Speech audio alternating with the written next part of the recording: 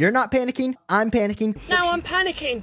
Don't panic. No, I am, because I'm going to lose my job. Talking through some players that I'm not feeling super great about right now in fantasy football. I just put out a buy-sell video 2 days ago, but today I feel like we have to talk about some of these major changes that have happened over the last day and a half as we approach week 2 fantasy football. We're starting it off with Christian McCaffrey, and you drafted Christian McCaffrey at the 101 or the 102 in your fantasy football draft. And Christian McCaffrey, honestly, we should have known better. We thought there was a 10% chance that he was less than he was last year, but when we were doing all of our analysis, when we were doing our projections, like even if he falls down 10%, he's still going to be a league winner. Well, what I didn't take into consideration was the Madden curse and the 101 curse, and both those bad boys have gotten applied to Christian McCaffrey in this season. And I have Christian McCaffrey in a few leagues where I got stuck with the 101, which at the time I was like, hey, I'll take Christian McCaffrey. And now I'm absolutely regretting my life drafting Christian McCaffrey because the reports came out of he's got some kind of Achilles tendonitis. And it's not just like a calf strain. It's not just something that we're hoping that by week 1 or week 2 it kind of goes away. This bad boy is going to be there the whole season. And Christian McCaffrey, besides last year and kind of the year before that, he had really struggled with injuries up into his NFL career. Plus, he was getting up there in age. And so now we're looking at Christian McCaffrey and we're like, what the heck are some deals that I could potentially get done? And when we start looking at some trades, we got some trades here of like a Christian McCaffrey for Cooper Kupp and Travis Etienne. Give me the Cooper Kupp, Travis Etienne side. Let me get out on Christian McCaffrey right now. We got Christian McCaffrey, Calvin Ridley, Deebo Samuel for Cooper Kupp, George Kittle, Kyron Williams. That's an interesting one. I do like the Cooper Kupp, Kyron Williams side. Christian McCaffrey straight up for Saquon Barkley. Christian McCaffrey, J.K. Dobbins for Rashee Rice, Amon-Ra St. Brown. Christian McCaffrey for Tyreek Hill. Christian McCaffrey, Jalen Waddle for Tyreek Hill, James Cook. Christian McCaffrey straight up for Joe Mixon. Honestly, I probably wouldn't do that one. But there are some really great trades. And like I said, I am panicking on Christian McCaffrey right now in fantasy football because we have seen that ultimate level production. I am just panicking on what the overall results are going to be and when he's going to be able to come back. Because as we know, if you go as the 101 team, if you go 0-5, the first 5 weeks of the season with CMC out, you're going to be struggling and hurting the rest of the year. So I would be debating what to do with Christian McCaffrey. If you can get a huge package like that, 100% get out. If you're getting low ball offers with Christian McCaffrey, I guess you're just going to have to hold and wait on Christian McCaffrey to kind of come back. My second player that we are absolutely panicking on is Puka Nacua, who in the Sunday night football game got injured. Cooper Kupp looked absolutely amazing, but then it gets reported on Monday that Puka Nacua was going on IR, which is going to mean at least 4 weeks, but then there's reports coming out that it could be longer. It could be anywhere between 4 to 6 weeks. Like I said, getting Puka Nacua to come back week 7 for you, you feel okay about it, but you also feel pretty nervous because, like we said, the first 6 weeks of the season are so important because this is where you build up your lineup. Yes, we do need the second half. You can always make those second half pushes. I just hate to tell you as somebody making content, yes, let's rely on an injured player to come back onto your team and absolutely demolish. I love when we're able to pick up an injured player like a Jonathan Brooks and you stick him in your IR spot because you drafted him in the 8th round. Not when you drafted a guy like Puka Nacua in the 2nd, even late 1st, and now you're kind of stuck holding the bag. So when we're looking at current trades that have gotten done for Puka Nacua, you're going to see a few different things. The first is that he's a lot more priced appropriate than Christian McCaffrey. So we got like Puka Nacua and Keon Coleman for Hopkins and Nico Collins. I think you could make the argument that you should go with the Puka Nacua side because that side has a lot more upside, but Nico Collins is the best asset at the current moment because he is healthy. We then look at the second deal, like Puka Nacua and Calvin Ridley. I prefer in that deal, I will 100% be taking the Puka Nacua side. That is the perfect like buy low with high upside shot to have on my bench because Calvin Ridley, we haven't even seen if he's going to be able to be a starter level caliber wide receiver for us on a week by week basis. We even know if Puka Nacua comes back and gives us a week 7 shot, I feel very confident in that. We got DeAndre Swift, Devontae Smith, and Puka Nacua traded away for Alvin Kamara and DK Metcalf. That's a juicy one. I love it where you're able to do essentially 2 for 2 and then you get like the Puka kind of boost on the back end. I do like the way that trade was done. We got Austin Eckler and Puka Nacua for Keon Coleman, Stephon Diggs. This is probably where you're starting to lean. Like I probably lean the Stephon Diggs, Keon Coleman side. If you have Puka, that would be a great deal to do to kind of get some depth. We got Puka Nacua straight up for Devontae Smith. The trade analyzer is saying that Puka Nacua is kind of the preference here, but personally for me, I'm probably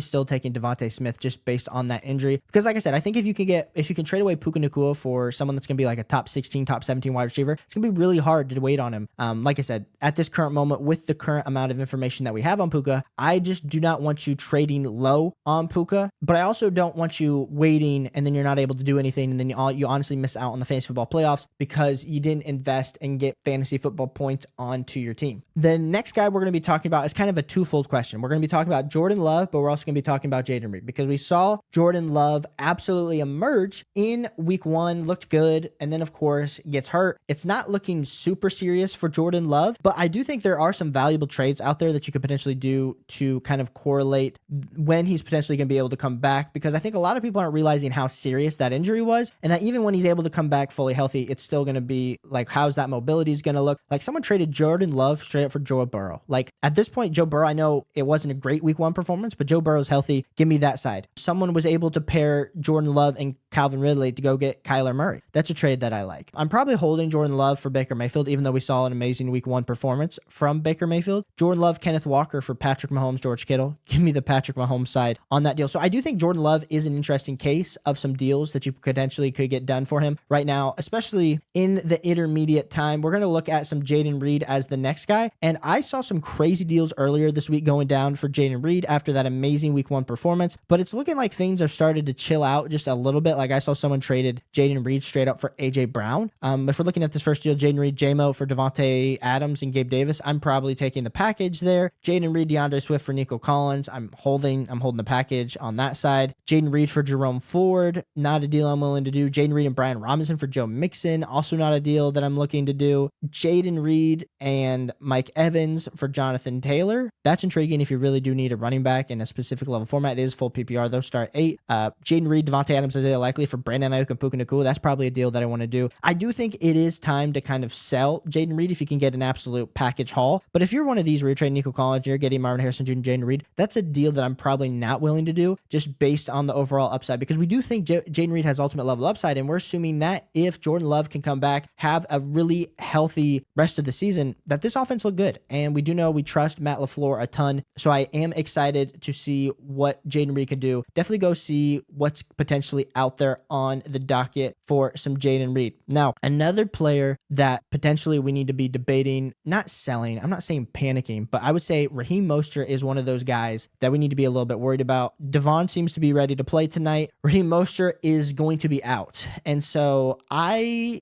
just wanted to see what kind of is out there on the trade market. And as much as I think some of us are actually panicking on Raheem, I will say that some of these trades are screaming that we should be buying Raheem Mostert, because I think he's only going to be out one more week. We got Raheem Mostert for Gus Edwards. J.K. Dobbins seems to be overtaking that backfield. I think the Dolphins offense will be a little bit better. But then, of course, like Raheem Mostert, Kendrick Bourne, if I could get Raheem Mostert for Kendrick Bourne, I think that's a great trade. There's not really a lot of like sell opportunities is what I'm kind of finding for Raheem Mostert. So I wanted to bring him up in this video. I know we talked about some sells, like what some trades would be like for some players that were panicking on earlier. I, with Raheem Mostert, am not panicking. I'm holding the phone because I think his overall value is just a little bit too much to actually trade away and try to get something else. So if you like fantasy football, hit that like and subscribe button. Appreciate you for tuning into the channel, and I'll catch you on the next one. Peace.